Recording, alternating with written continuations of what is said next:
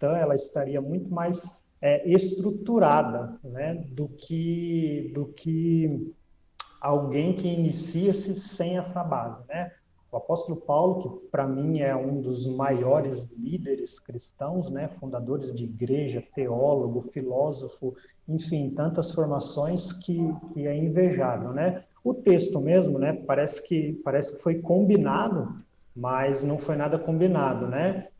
Eu estava, quando o William me fez um convite mesmo, eu estava pensando em alguma coisa, né, se me propusesse, né, a falar, ou a explanar um texto, né? E eu pensei num texto de Romanos, que está no capítulo 12, no versículo 2, que corrobora muito para o texto que nós lemos aí, né? Que está escrito assim, Romanos 12, né? É,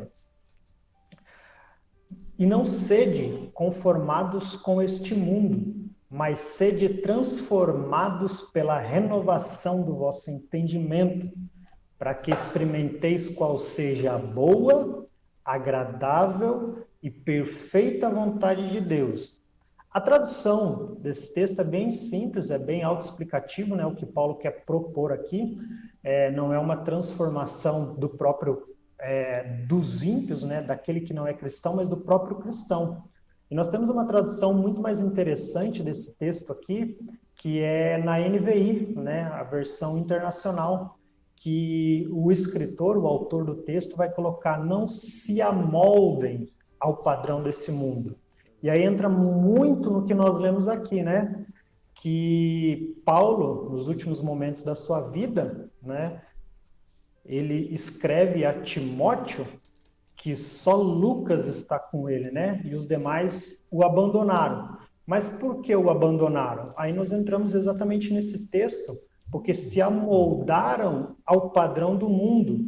E nós vemos aí que o padrão do mundo, principalmente, né, no século em que vivemos, muitos de nós cristãos, muitas igrejas que se dizem cristãs, estão se amoldando ao padrão do mundo, né?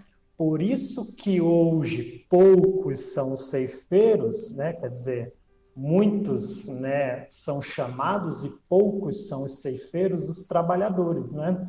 E aí entra a questão do emocional, né? Porque precisa se estar preparado emocionalmente, psicologicamente e, é claro, didaticamente, para que você esteja, então, firmado com os pés na rocha. Não sei se falei demais, me perdoe.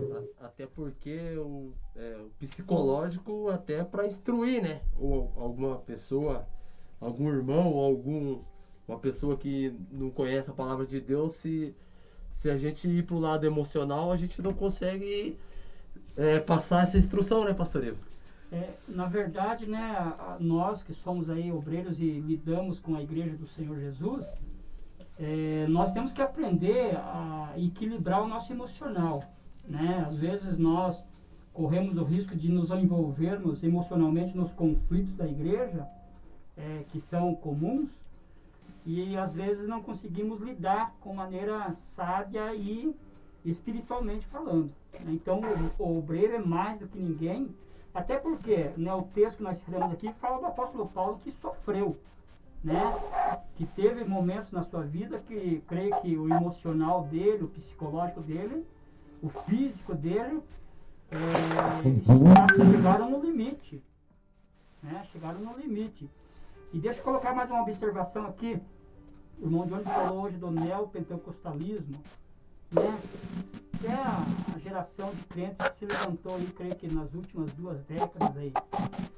E muitos pastores, diácono Jonathan, que procuram aí, né, às vezes está trabalhando na obra, mas não vê, parece que o crescimento da obra. E a gente vira um pouquinho para o lado e vê nesse novo movimento pentecostal, né, uma explosão, né, aparentando um crescimento. E muitos pastores acabam se frustrando, achando que não estão fazendo a obra devidamente, que não estão cumprindo o ministério devidamente. Por quê? Porque a sua congregação parece que não cresce, né? Então existe toda uma situação delicada, que a gente ouve comentários, né?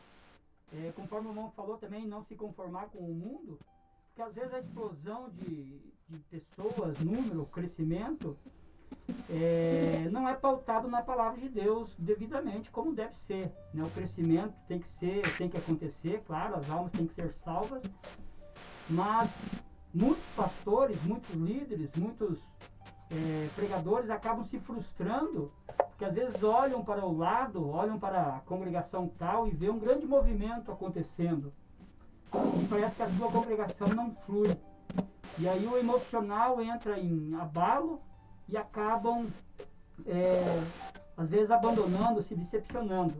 E muitos outros sofrimentos, né, que nós vamos falar aqui dos sofrimentos que o apóstolo Paulo enfrentou e teve na sua vida. Humanamente falando, ele teria toda a razão, toda, né, a vontade de abandonar, mas ele perseverou, né? O apóstolo Paulo, como disse o diácono Jonathan, foi o grande doutrinador da igreja primitiva, e eu creio, né, depois do Senhor Jesus, é o nosso maior exemplo de obreiro que nós devemos seguir.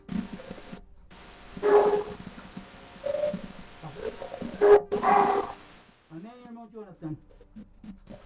Sim, perfeito, pastor Ivo.